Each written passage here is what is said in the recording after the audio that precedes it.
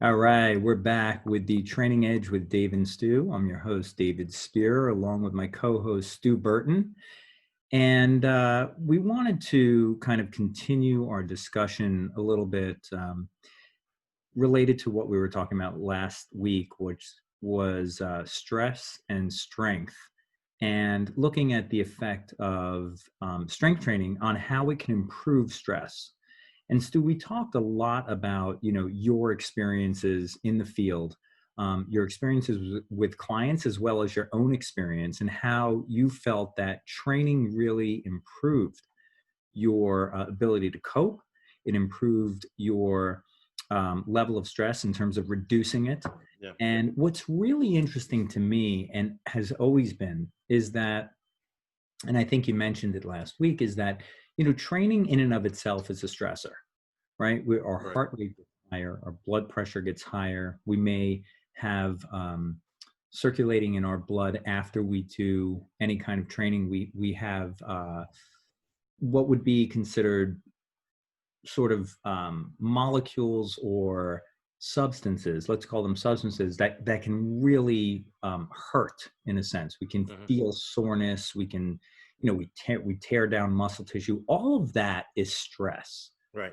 How is it that this stressor, being exercise, really helps in the long run? And I've always thought that that's kind of a contradiction, right? I'm Yeah. stressing myself out, but overall, hey, I don't feel that stressed, or I'm reducing the level of stress. Right. And so let's talk about that a little bit.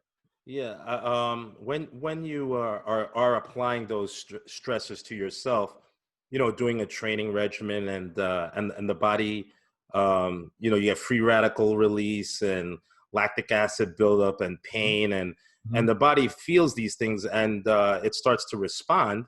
What's happening, especially if you're able to incorporate it through training, and then we want to talk a little bit about in terms of recovering. When the body is able to adapt and recover, what happens is it's the adaptation process that really allows us to become stronger. As a result of that adaptation process to training from, let's say, a training routine or program that you're going under, as you receive stress indirectly outside, an argument, something happening to you where your levels go up, you get angry, you get mad. Sure. Those chemical responses still happen in your body, but what happens is that your body, because it's gotten used to handling it through the exercise that you're doing in some form of some level of consistency, it handles it better. So where those are negative stresses that would a lot of times cause a tearing down and a weakening of the body sees it as something that it can handle because it has been handling certain levels of stress. So people that are exercising under times of unemployment, other things that are going on, family members passing away, these type of things, we tend to see that they do better. And again, from my personal experience, definitely, the exercise has helped greatly in keeping my body a lot more resilient. A lot of times you'll catch colds. Right. These little things will happen. You don't really realize, why am I catching a cold? The body is just overstressed. The immune system goes down, and now you come across some bacteria that gets you sick. But if you're training, your eating is good, and you come across those same things, a lot of times your body is going to deal with it a lot differently than somebody whose body is not trained. Yeah. You make some really good points. And this is why I love doing this show with you, because, I'm pulling out some kind of sort of esoteric idea in a way, right? Talking about stress, and you just pick it up right away. And the thing is that you mentioned one word that was key, and that's adaptation. Yeah. And there are not many machines out there, that adapt. Right.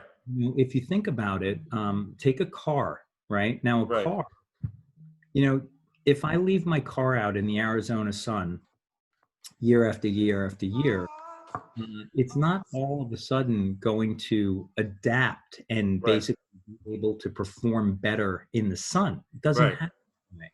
Right. However, if I train in the sun. I'm just giving an example. Yeah, Over time, I get used to that, right? absolutely. I'm able to then change the way that I evaporate water on my skin. Correct. I'm able to change heart rate. I'm able to change blood pressure over Yeah, time. yeah, And that adaptation is what is absolutely key. And I think that, you know, it's a really important point to drive home, not only for the avid exerciser, for the person who is always exercising and in shape, and this is what they do, but also for the person who's beginning. yes, Right? Because yeah.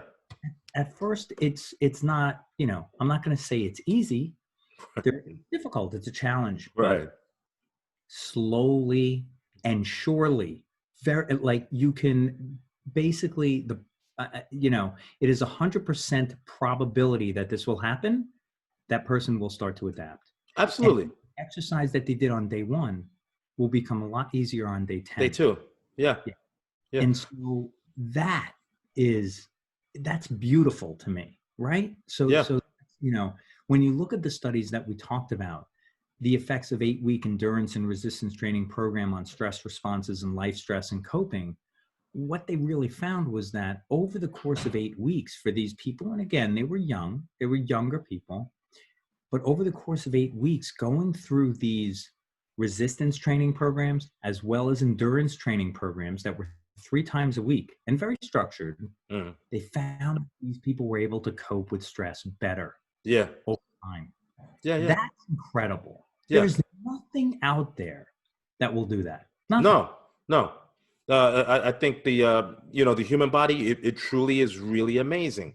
It's an amazing piece of machinery work, and if you look at something simple, again, talking about adaptation, I mean, a lot of us, sometimes I will tell clients, when people are trying to adapt to even a menu regimen, Uh-huh. and if you remember being a kid and they changed your lunchtime, you always had lunch at 10 o'clock. So 10 o'clock, you actually start getting hungry at 10 o'clock. Mm-hmm. Then something happens in school and then they change your lunch period to 1. You get hungry maybe the first week or two at 10, but afterwards you don't get hungry at 10 anymore. You start to get hungry at 1 because your body's adapting to that change. Correct. I'm not, now that's just adaptation. But again, when we're talking about training, it's the same process. Going in the beginning, it seems like things are a little bit more challenging, but if you stick with it, you understand that by going through this, my body will adapt.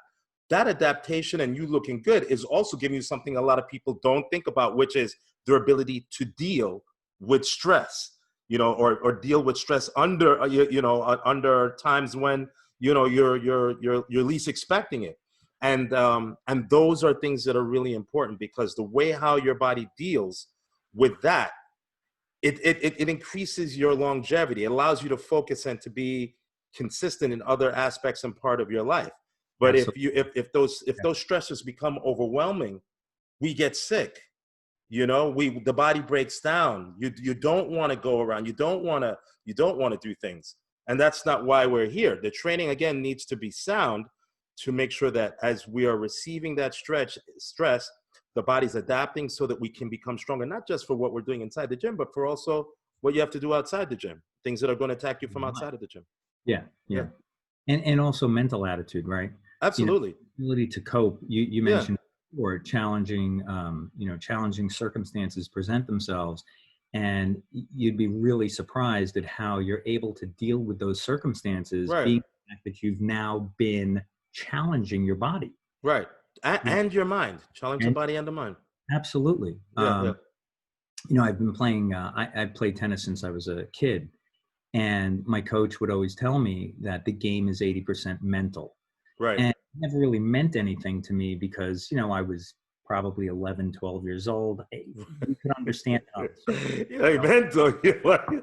You don't understand what it means. Right, right, Greatest tennis players in the world. right, Many of them are cool, calm, and collected, right, regardless of what circumstances and how right. challenging it is, right? And how their back is up against the wall as far as, a match is concerned.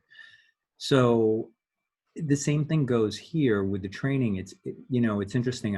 I'm working with some friends right now to kind of develop a beginning sort of training program, and keeping sort of up on them, and reaching out to them to see how they're doing. And yeah, I worked out today, but I didn't go yesterday, and I probably won't do tomorrow. Right. The one thing that you mentioned, the adaptation comes through consistency. It doesn't necessarily come from lifting heavy weight, although it does. It doesn't come from running 4 miles. Maybe in the long term it does, but it comes from consistency. Right. You challenge your body the same way over and over and over. Right. It adapts.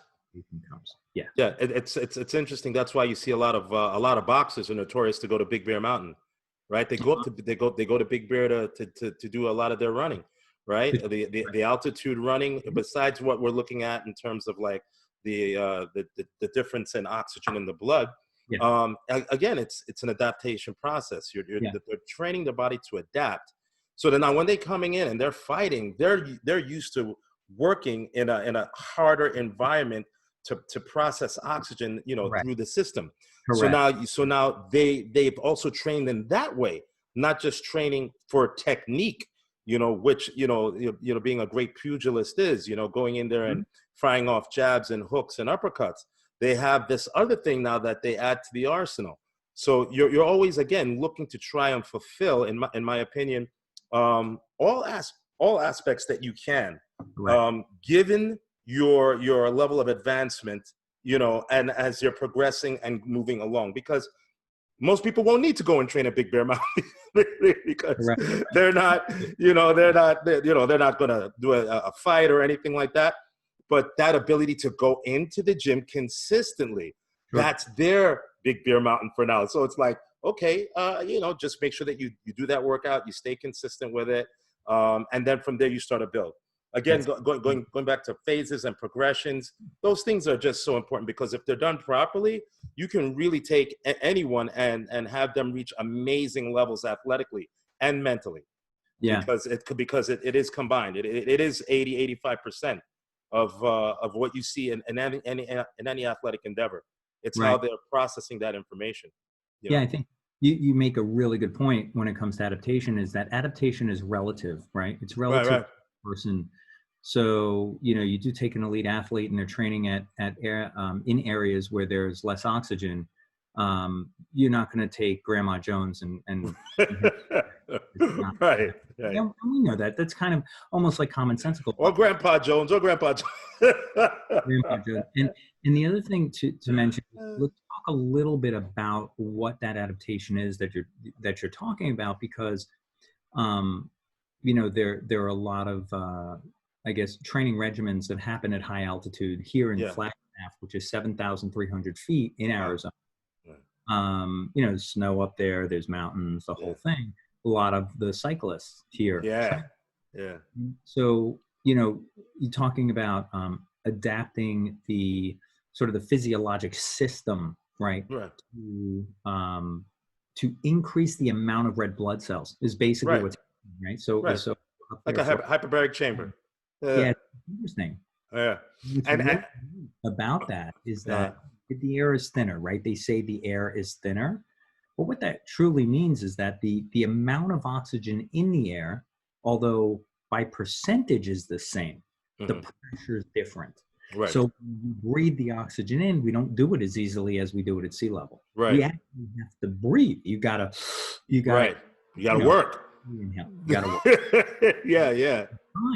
That work becomes lessened and it becomes reduced, because your body is much more efficient at taking that oxygen in. Not only that, but your bloodstream is more efficient at delivering it.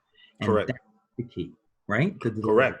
And that's something that can benefit all athletes, because when it doesn't matter, tennis, swimming, all of, but again, those real big endurance sports, but also weight training as well.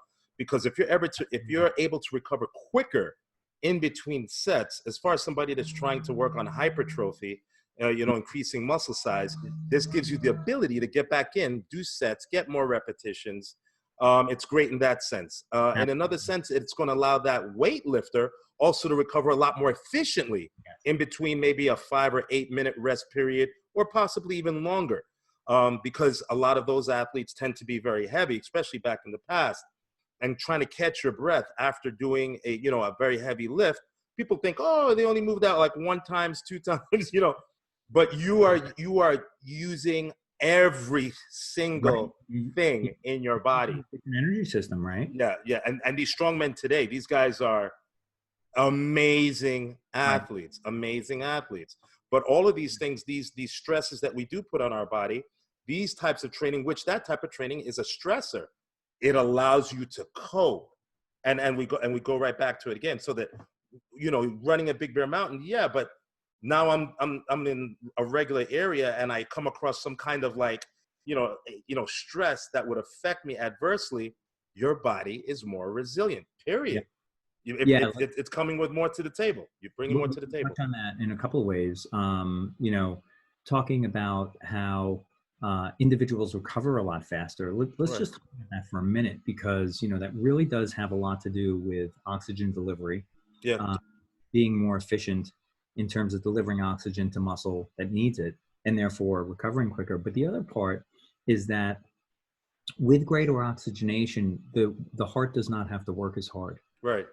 Meaning the pressures in the bloodstream are lower. Yeah. And also the body's ability to return back to a resting pulse. Homeostasis. Much better. Yeah. And we know, and I've mentioned this before on the show, is that, resting pulse is actually quite a good indicator of fitness. Yes, I agree. Resting pulse, as long as someone is not sick or ill, the lower the resting pulse, the more efficient the heart is. And if the heart is more efficient, then the pressure inside the vessels when the heart is pumping is actually lessened. Right. Not only that, but the key is that the pressure inside the vessels when the heart relaxes is lessened. And that's key. What that is telling us is that the heart returns back, the blood returns back to the heart in a much more efficient manner. That's key. We find in people with peripheral disease, meaning disease of the limbs in terms of just the vessels, right? So take an older person, smoker for 25 years, vascular or vessel damage. Weak capillaries, to get that blood back to the heart. Yeah. And what we find is that when we're looking at pressures in the vessels, those numbers are increased in those people because the return to the heart, known as venous return, is increased. That's a major indicator of illness. And specifically illness of the blood vessels and having to do with pressures. But as you exercise, what do you do to those vessels, really? Yeah. You're pushing blood, doing that and expanding. Right. You increase the flow of blood, you increase the delivery of oxygen. We were talking about that. Yeah. And there are mechanical things that happen too in the blood vessels, and chemical processes that happen where the vessels actually open as blood flows through. Right. Which is, really something that would really help. If you hear that, that's my dog. Would really help an individual in terms of their peripheral pressures. Right. So that would really help the return of the blood back to the heart, and overall just make them much more efficient beings. Yeah. Walking becomes easier, standing becomes easier, right, breathing becomes easier. Right. And so that's it's really important. And I think also too, obviously for the elderly, that's extremely important, because then it allows them to do a lot more things more independently. That blood flow is something that's just super important. Yes. And real quick, I wanted to jump on one question that we didn't get a chance to really finish. We had a young man, Nando, had sent in. He was saying that he's not a gym person, and he was inquiring. I'm going to throw this one at you. Yeah. How to get into a gym regimen. This guy, I'm going to give you the scenario. The guy just doesn't like being inside the gym. He's got a small son, is a little busy, with his job, and he's out of shape and wants to get in shape. Okay. how would you get someone to get into an exercise regimen? So when you say he doesn't like being in a gym, but he doesn't exercise. This is not a person who exercises. No. He's your typical, maybe Yeah. once a month when he's Yeah. feeling super good and he has the time. How does, what do you think? One of the things that I found that works with people that I've worked with in the past, also works for me, is preparation. Um, for instance, I'm going to kind of liken it to cooking. Okay. Oh, So if I'm going to make a dish, mm-hmm. right, I can't really make the dish by running into the pantry, getting the spice, then getting this, and then putting it in the pan, get the heat right, and do all. Mm-hmm. The timing is off. Mm. But what if I prepare it? What Right. if I have, okay, my teaspoon of this, my tablespoon of that, have it on the counter. I have let's say my meat or whatever I'm using. I have my vegetables all cut up. I have everything. The preparation allows me to make the dish Oh my with the God. right timing, right? Right. So Right. here's what I would recommend to Nando.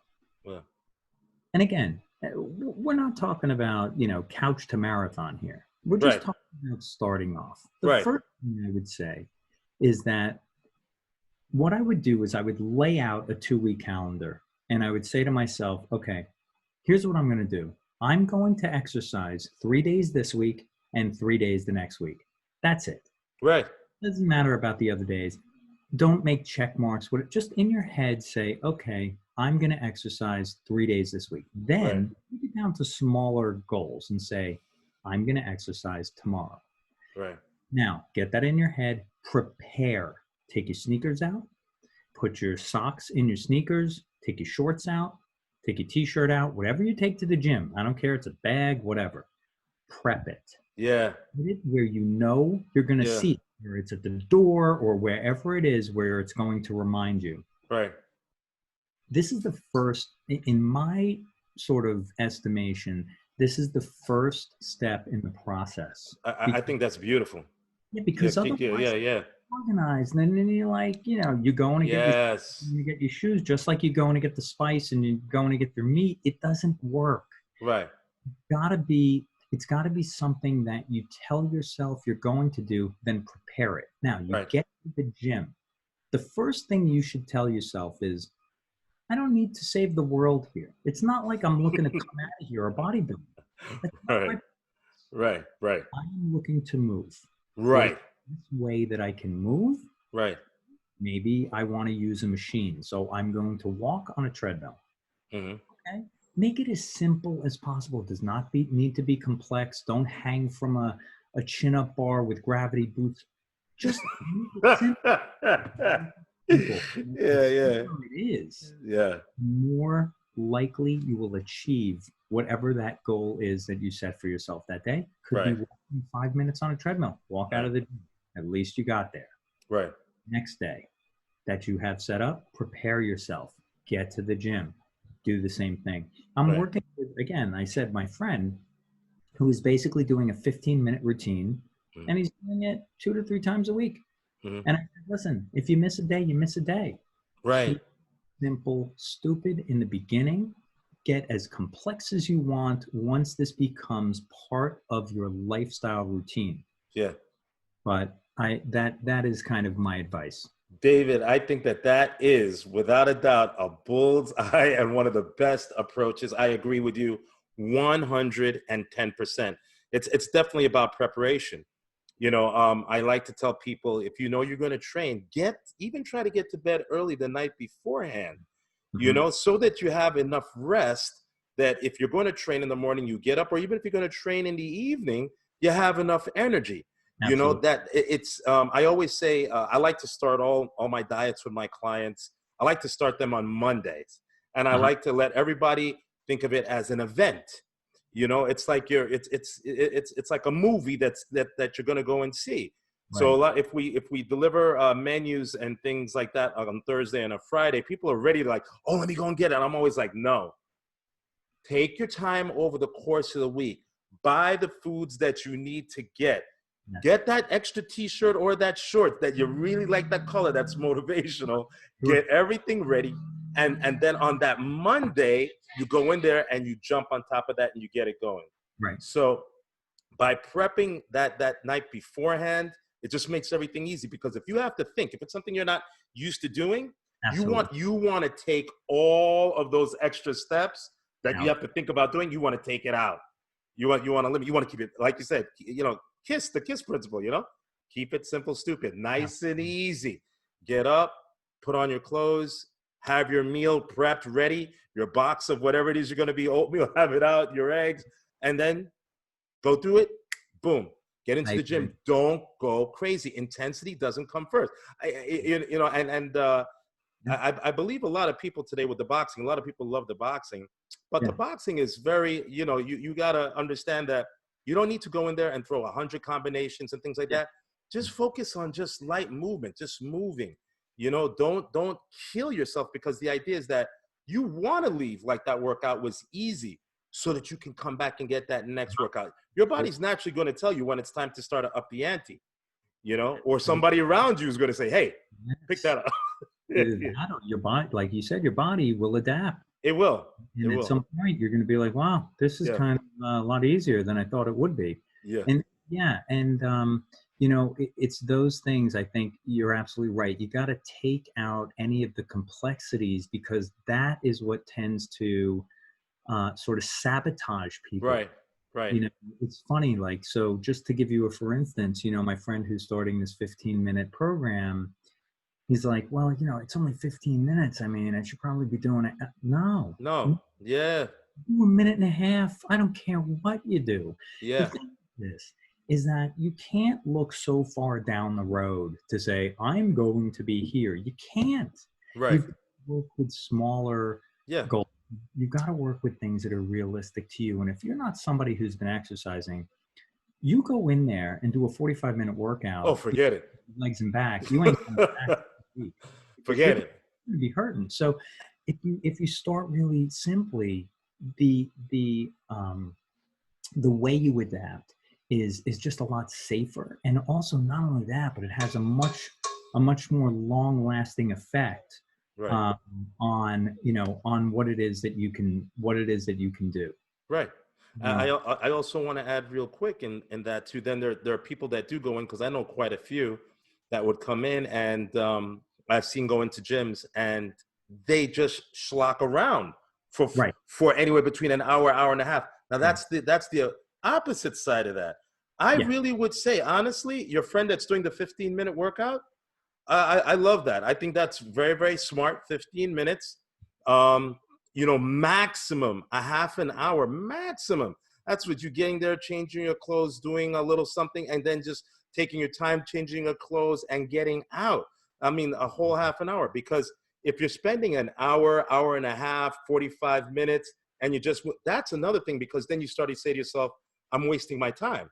Right. The flip side to that. So psychologically, you have to understand the shorter time in is key.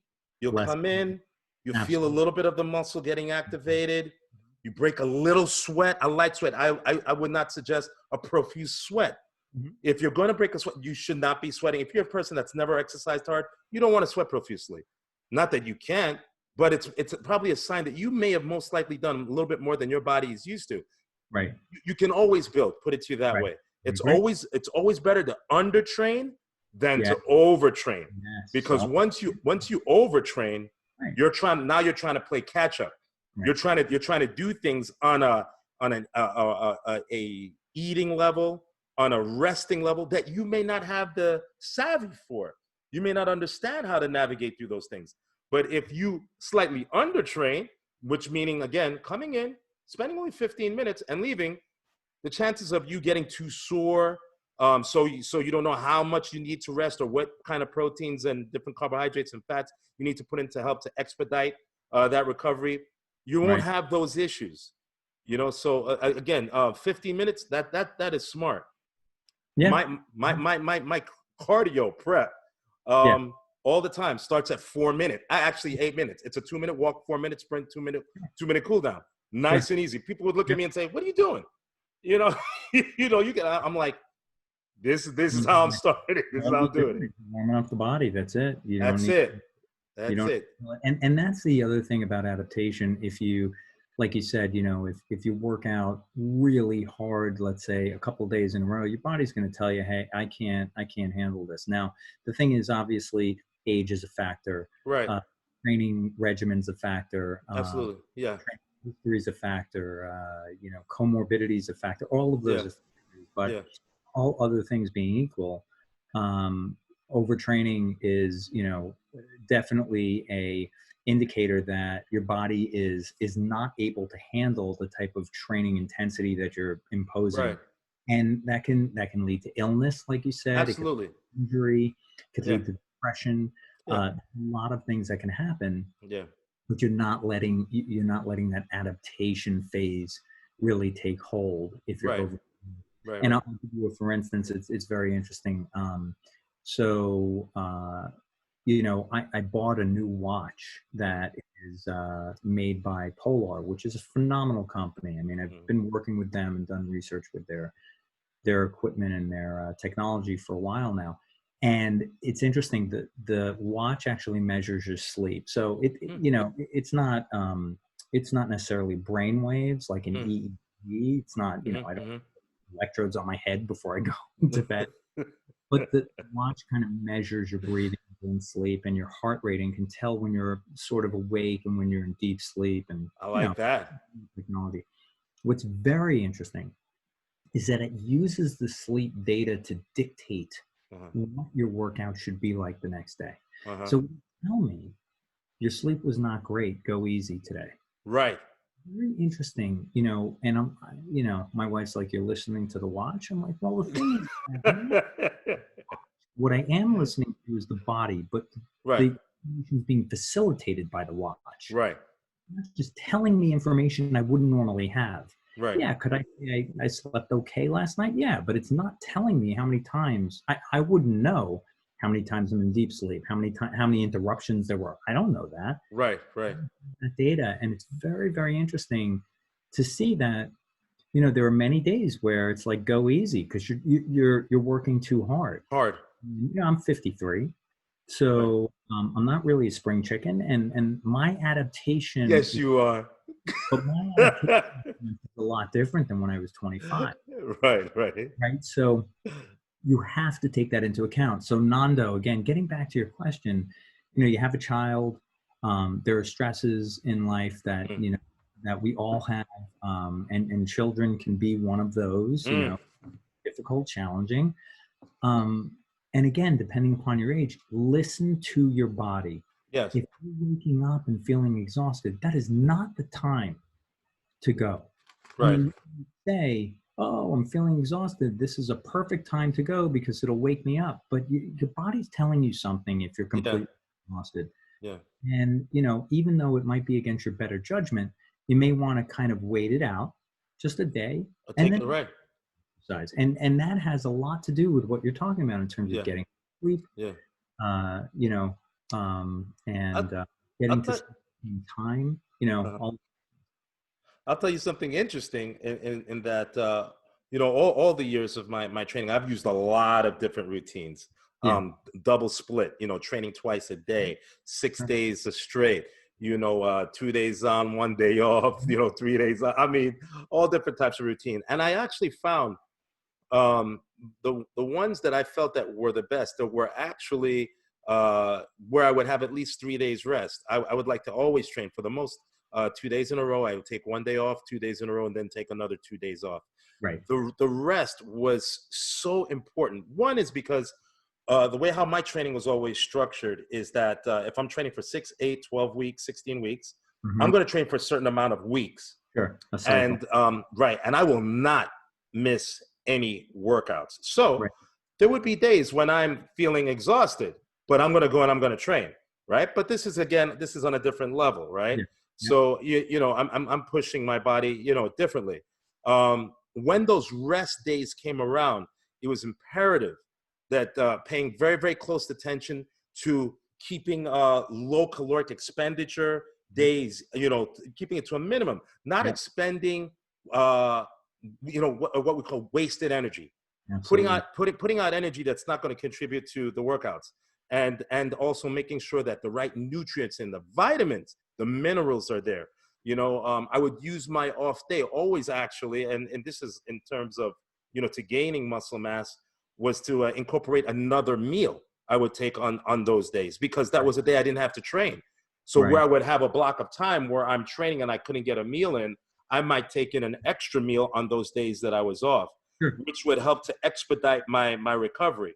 Absolutely. So paying attention to those, and again, and keeping the stressors as low as possible, because when you get overly excited and stressed out, you said something very, very, very good. Like, oh my God, you got to go in and you have to train, and that's a stress.